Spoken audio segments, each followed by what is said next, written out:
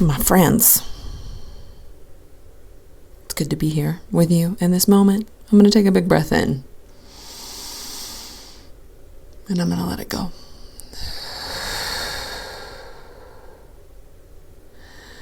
Onward, time just goes.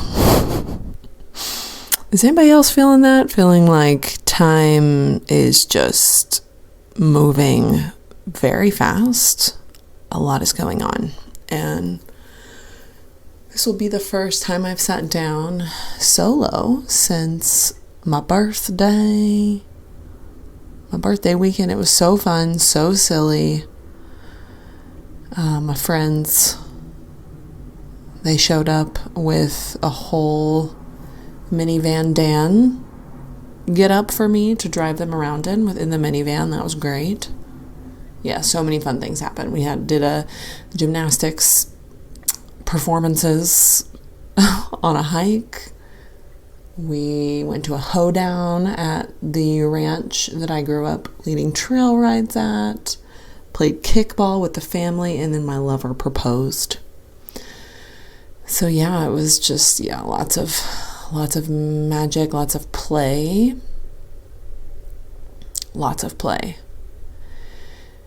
And yeah, that seems to be a big theme for what I'm being called into right now is just remembering how much I love play, remembering how much play activates something inside of our hearts. And yeah, just deepening again back into the heart, this duality that lives in our hearts. We are alive in a time where it's very easy to be caught up in the mind, in the mental side of processing so much change, so much cool stuff, so much to keep us entertained. So life can be really mental right now. It could be a lot that we need to think about. And I'm finding life just continues to call me back into the heart, back into how life feels, and prioritizing making it feel good and making myself feel good, even when my sleep's still shitty with my breastfeeding toddler, even when I'm sitting inside the birthday of my sweet baby sister who passed. Even when I'm, just doing so many things. My heart helps me remember that there's like a point to all of it. And yeah, today let's talk about the wisdom of that heart. Let's talk about the wisdom of what I'm learning inside of my own heart. And this is where the work is going back to for me. The wellness work is landing here in the heart, the physical heart. Physically, these beating, pulsating machines of the physical heart, they love working out. They love exercise. Our hearts love opportunities to beat really, really fast because we're moving, in a non-stagnant way. The hearts freaking love that. The hearts love certain nutrients, love it when we eat in certain ways, love when we hydrate in certain ways so that it can function optimally. Our hearts, they're calling us home. My heart is calling me home. And I haven't been able to turn there fully the past 18 months because, of course, your girl has been just deeply in a time of loss and sadness, but also so much beauty. Like how one can just be ripped open from loss and failure, but still go and see the world and Last year my baby got to go to like 5 countries before he's, even 1.5, like, and getting to sit in some of the most culturally expansive places in the world while I'm just completely broken. Lately, my heart's reminding me, like, this is the power of duality. This is the power that we have as humans, just innately coded inside of us to be able to show up.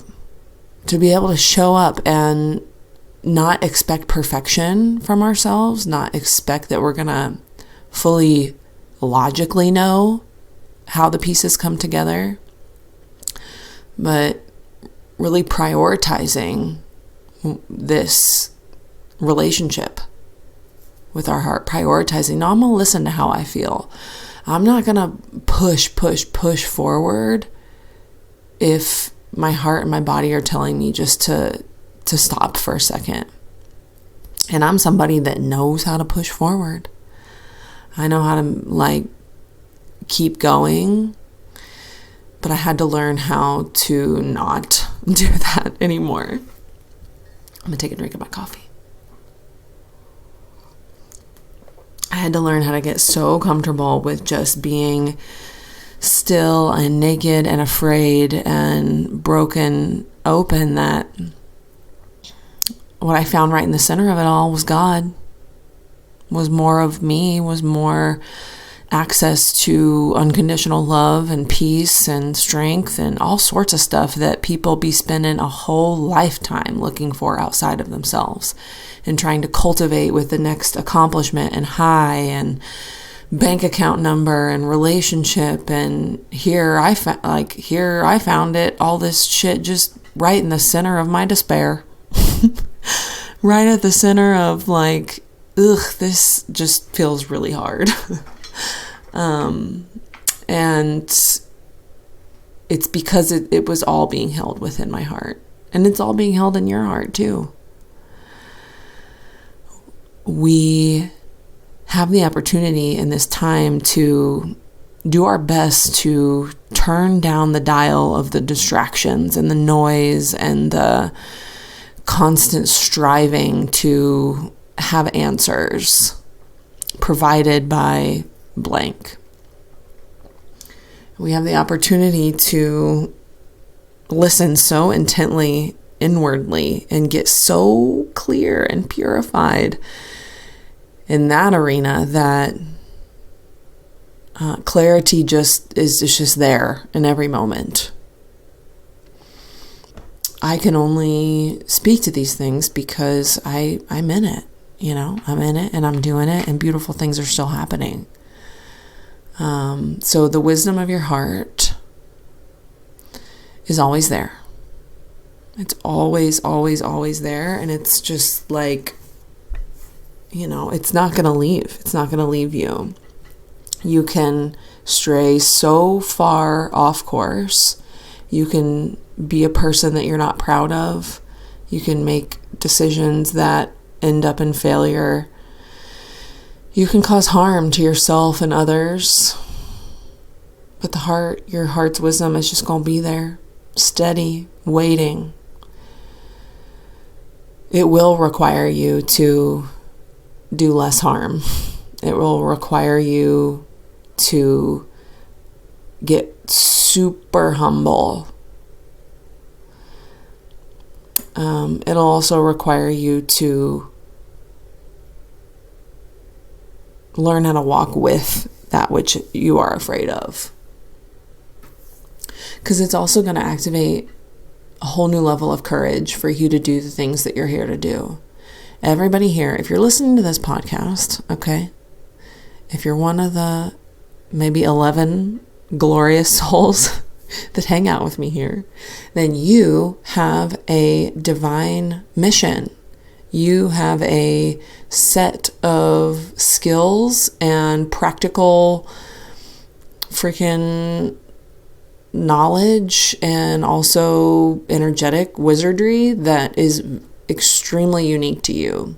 and you've been put inside of your life journey and story with the players that are in it, the people, the relationships, because inside of all of that is your codes.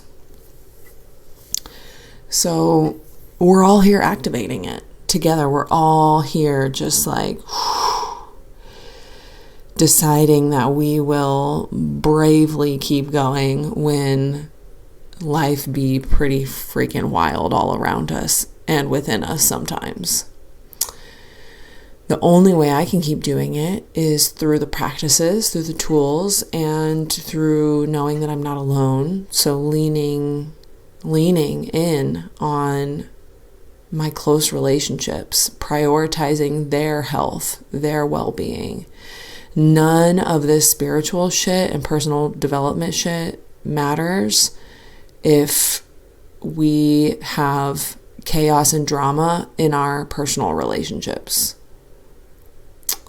That's like, it's like the closest to you mirror of where you're being called to grow. Me too. But I will say that is one area that feels and has always felt really good. Doesn't mean that I'm liked by everyone.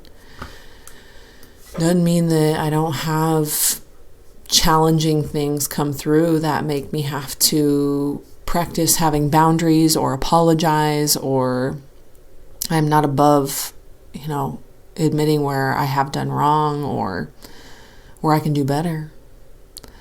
But it does mean that in general, I've prioritized making my relationships really safe.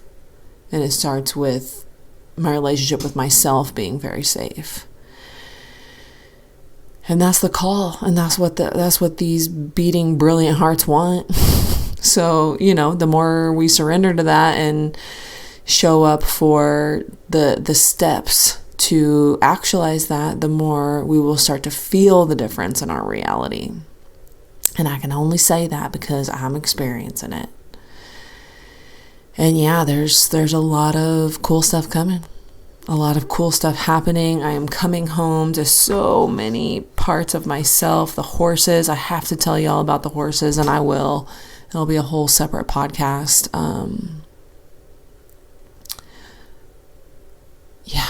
The trips that are coming up next month. Let me take a little drink of my coffee. I'm holding my first women's circles in over a year. First one is this Sunday. Feels very tender, very vulnerable, but very important that whoever shows up there, that we're just meant to sit, sit and be together.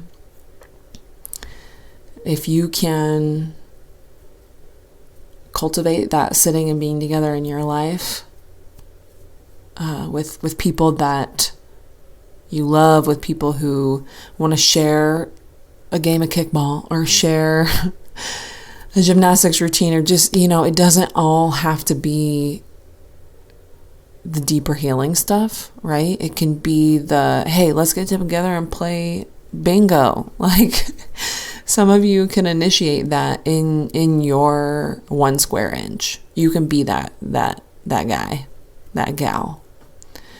Because there's a big amount of medicine. And yeah, I'm just a freaking humble servant to my own heart and my own relationship to the divine. I'm reading a really cool fiction book. Fantasy fiction is my jam these days. In young adult, so it doesn't get like super gory, because I'm kind of a weenie with gore. But it's a three-part series. It's called The Gilded Ones. And it's so good. But this is the last book, and she's referring to the ultimate God, source energy, force, as greater divinity, and that she, and what I think where this book is leading, but I'm not finished yet. But she is just an aspect of it, and she has access always to it. And so do her battle buddies. And I think that's what they're all going to figure out. So the program of having to worship these idols, these God forms that only exist because people believe in them, kind of gets bypassed, so everybody just has access to the singular greater divinity. And I love that. I think that's a pretty sweet way to think about it. So yeah, that's my catch up. That's my ramble. I'm going to start planning a wedding for next year. Can't wait for that. I got a very opinionated, intense, smart, sweet toddler that I'm with all day, every day. And that is a spiritual initiation within itself. And I'm just here. I'm here being human, loving you. Thank you for sitting with me, for being on your path. And let's take a breath in together. And let's let it go.